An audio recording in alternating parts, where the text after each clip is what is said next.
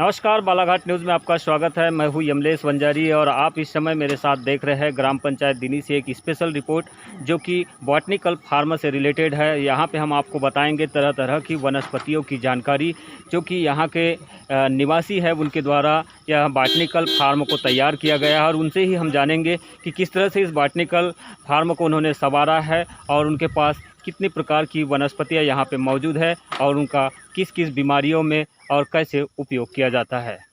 ये कैक्टस है, सर्पदंश में काम आता है और जहाँ लगा रहेगा। आपका नाम क्या है? मेरा अमृतलाल उपवंशी। आप इस समय अमृतलाल उपवंशी जी को देख रहे हैं जो कि यहाँ पे वानस्पतिक खेती को भी बढ़ावा दे रहे हैं और अमृतलाल उपवंशी के साथ हम आपको आगे दिखाएंगे कि किस प्रकार की वानस्पतिक को इस समय अपने खेतों में अपने फार्म हाउस में तैयार कर रहे हैं। ये जासवंत है, इससे भी फूल का हम उपयोग दवाई के काम में लाते हैं। पत्तियों का जसवंत। हाँ, जसवंत। ओके। ये इसको आकड़ा बोलते हैं या रुई भी बोलते हैं। क्या काम आता है ये जो है इसके दूध जो है दर्द वर्द में लगाने से वो दर्द को ठीक करता है और गले में खराश खांसी यदि है तो इसका रस निकाल करके गले में लगाते हैं तो वो उसको ठीक करता है। रोटी इसके पत्तों को रोटी के दोनों तरफ लगा करके यदि हम पकाते हैं तो इसका कितने प्रकार की वनस्पति यहाँ पे है आपके पास में मौजूद इस समय? मेरे ये फार्म में 154 किस्म की वनस्पतियाँ हैं जो हम जो है। और बताएंगे कौन कौन सी इसमें? ये गिलोय है। ये क्या काम आता है? ये गिलोय जो है कम से कम 35 किस्म की बीमारियों को दूर करता है, जैसे जीरन ज्वर है, मलेरिया है, डेंगू है, स्वाइन फ्लू है, अभी कोरोना है। ये कोरोना वालों को भी हम इनका जो है काढ़ा बना करके पिला रहे हैं और वो लोग ठीक हो रहे हैं और मैं तो 12 महीने इसका काढ़ा पीता हूँ। ये हल्दी लगी है, ये हल्दी भी जो है गुणकारी है। ये तो गुणकारी है, काढ़े में हम डालते हैं, अभी लोगों को पिला रहे हैं। हल्दी, अदरक, तुलसी जी, ये काढ़ा हम स्वयं भी पीते हैं, पूरा परिवार मेरा पी रहा है। ये जो पौधा है ये देवकंद कहलाता है।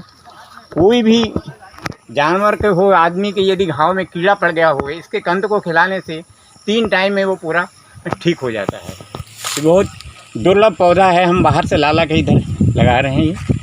ये देवकंद।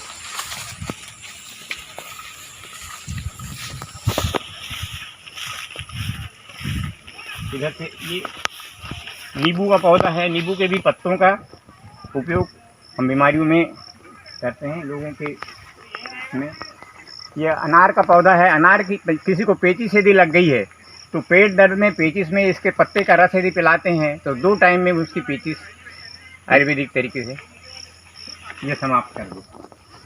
उसके बाद ये ग्रास है, लेमन ग्रास लगा है, चाय बनाने में काम आता है। सर्दी खांसी जुकाम, अभी कोरोना सीजन है, उसमें भी काढ़े में हम इसको मिला करके लोगों को देते हैं।